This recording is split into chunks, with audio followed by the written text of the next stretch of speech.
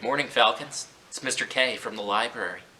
Today, we're going to be reading The Story of Ferdinand by Monroe Leaf. Once upon a time, in Spain,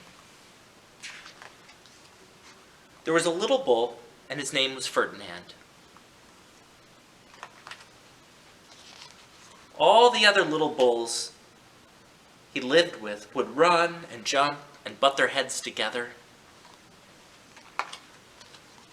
but not Ferdinand.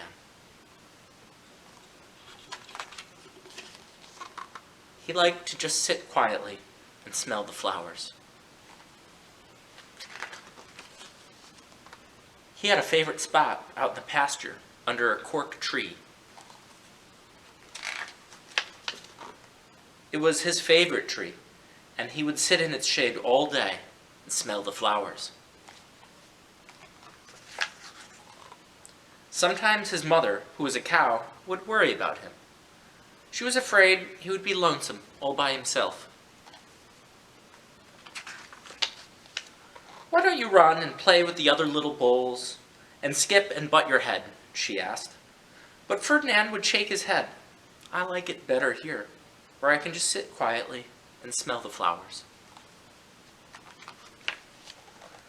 His mother saw that he was lonesome, and because she was an understanding mother, even though she was a cow, she would let him just sit there and be happy. As the years went by, Ferdinand grew and grew till he was very big and strong.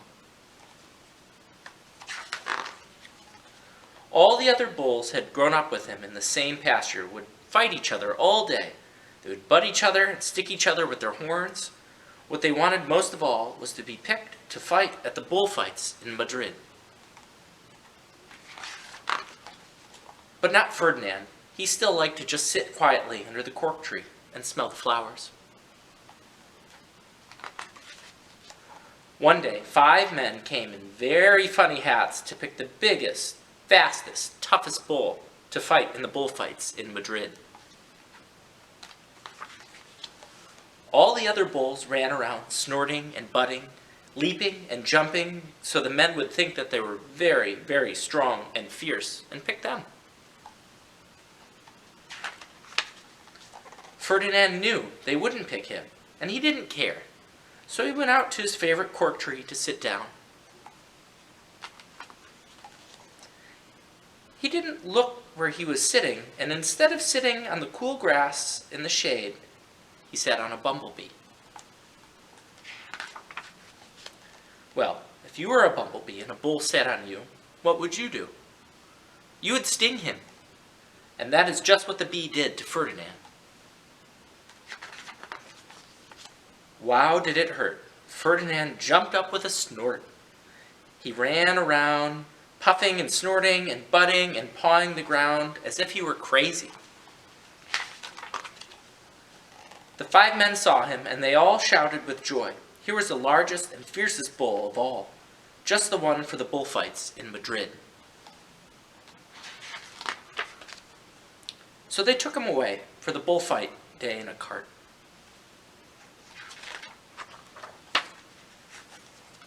What a day it was. Flags were flying, bands were playing. All the lovely ladies had flowers in their hair.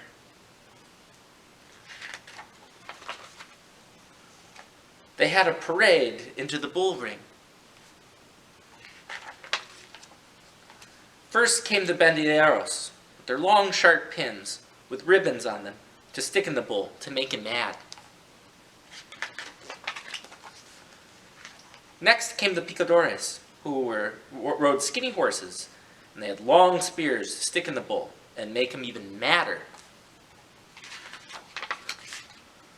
Then came the matador, the proudest of all. He thought he was very handsome and bowed to the ladies.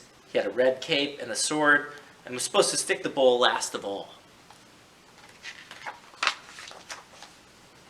Then came the bull. You know who that was, don't you?